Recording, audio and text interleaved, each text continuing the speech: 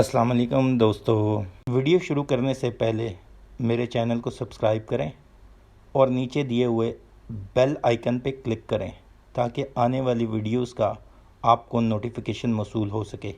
दोस्तों, आज हम जिस कंपनी को एनालाइज़ करेंगे वो टेक्सटाइल सेक्टर की एक बड़ी कंपनी इंटरलूप लिमिटेड है। इंटरलूप ने अपने आप को स्टॉक मार्केट में अप्रैल 5, 2019 को रजिस्टर करवाया। इस कंपनी का मेजर काम सॉक्स की मैन्युफैक्चरिंग और सेल्स, लेगीज़, डेनिम, यार्न और इम्पॉर्टेंटली ये अपने लिए इलेक्ट्रिसिटी खुद प्रोड्यूस करते हैं। इलेक्ट्रिसिटी जो कि इनकी सेल्फ प्रोड्यूस है वो जनरेटर से प्रोड्यूस की जाती हैं और रिसेंटली इंस्टॉल 2.25 मेगावाट का सोलर प्लांट है जिससे ये अपनी इलेक्ट्रिसिटी की ज़रूरियात को पूरा करते हैं। इस कंपनी की सबसे बड़ी खूबी एक्सपोर्ट्स हैं। टेक्सटाइल इंडस्ट्री की शायद एक्सपोर्ट्स का सबसे बड़ा चंक या मेजर चंक इनके पास है। हम इस कंपनी के क्लाइंट्स देखें तो हमें पता लग जाएगा कि ये किन जैसी कंपनी को ये सप्लाई करती है। नंबर 1 पे इनका जो कस्टमर है वो है Nike, Puma, Levi's, Adidas, Reebok, Target, Tesco, Lidl, H&M, Primark, इस तरह के बहुत से क्लाइंट्स जिनको ये अपनी टेक्सटाइल प्रोडक्ट्स सप्लाई करते हैं। इनकी सबसे बड़ी सप्लाई जो है वो सॉक्स के अंदर है जो कि ये नाइकी और पूमा को ये सप्लाई करते हैं। इसीलिए इनके 5 होजरी प्लांट्स हैं। एक denim plant, apparel, seamless, yarn और स्पिनिंग के प्लांट्स हैं। 5 होजरी प्लांट्स के अंदर होजरी प्लांट नंबर 5 की ये लोग एक्सपेंशन कर रहे हैं और इसके अलावा इसी के साथ साथ ये डेनिम प्लांट की भी एक्सपेंशन कर रहे हैं।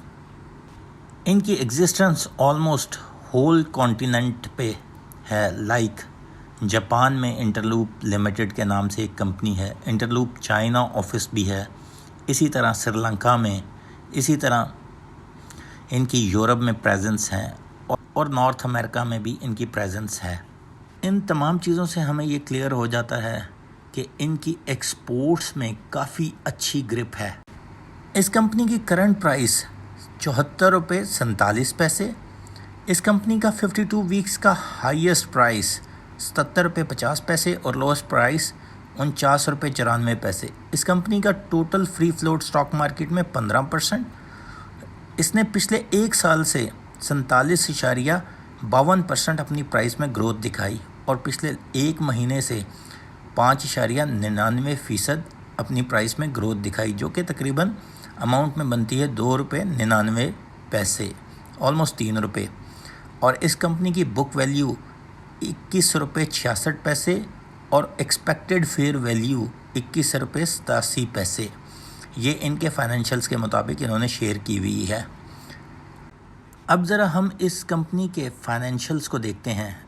2017 में इसकी EPS थी 15 रुपये 87 पैसे, लेकिन पब्लिक लिमिटेड कंपनी ना होने की वजह से इसने पे आउट के बारे में कोई इन्फॉर्मेशन शेयर नहीं की हुई। 2018 में इसकी EPS थी 5 रुपये 10 पैसे। ऑल्दो के इसने 2019 में स्टॉक मार्केट में रजिस्ट्रेशन करवाई, लेकिन इसने जो पे आउट दिया वो 12.50% था। एक चीज़ हमें याद रखनी चाहिए कि स्टॉक मार्केट में लिस्टिंग करवाने से पहले ये कंपनी अपने आप को पब्लिक लिमिटेड के तौर पे चेंज कर चुकी थी, इसलिए इनको इन्फॉर्मेशन पब्लिकली शेयर करना ज़रूरी था। 2019 को देखा जाए तो 6 रुपये 67 पैसे और इनका पे आउट था 17.5%। 2020 कोविड के ईयर में इन्होंने 2.6 पैसे EPS शो किया और पे आउट शो किया 20%, जिसका मतलब 2 रुपये इन्होंने पे आउट शेयर होल्डर को दिया। 2021 में 3 क्वार्टर के रिजल्ट्स कुछ इस तरह हैं। पहले क्वार्टर में EPS शो किया 1 रुपये 58 पैसे का, दूसरे क्वार्टर में EPS शो किया 1 रुपये 75 पैसे का, तीसरे क्वार्टर में EPS शो किया 1 रुपये 95 पैसे का। ओवरऑल तीनों क्वार्टर की कम्युलेटिव EPS जो है वो 5 रुपये 28 पैसे बन जाती है। अभी तक अगर हम ये देखें तो पिछले 5 सालों में जो हाईएस्ट सेल्स की हैं इन्होंने, 9 मंथ की अगर फुल ईयर के पिछले 5 सालों के कंपैरिजन देख लिए जाएं तो हाईएस्ट आइटम सेल्स इन्होंने इस साल में किए हैं। उसकी कुछ रीज़न इस तरह है कि इन्होंने सेल्स ग्रोथ जो हासिल की वो 34% थी, जबकि अगर ये देखें तो इनकी एक्सपोर्ट्स ऑलमोस्ट 10% बढ़ी और ओवरऑल एक्सपोर्ट्स जो थी उसके अंदर 7% इजाफा हुआ। लेकिन इन्होंने अपना इंटरनेशनल शेयर भी बढ़ाया और लोकल शेयर भी बढ़ाया। लोकल शेयर में जो इन्हें सबसे ज़्यादा एडवांटेज हासिल हुआ वो इनकी डेनिम के 100% कैपेसिटी पे यूनिट चलने की वजह से हुआ और लोकल मार्केट की रिक्वायरमेंट को देखते हुए इन्होंने डेनिम की प्रोडक्शन को एक्सटेंड करने के लिए ऑलरेडी एक प्लांट पे काम कर रहे हैं जिसका 80% काम मुकम्मल हो चुका हुआ है।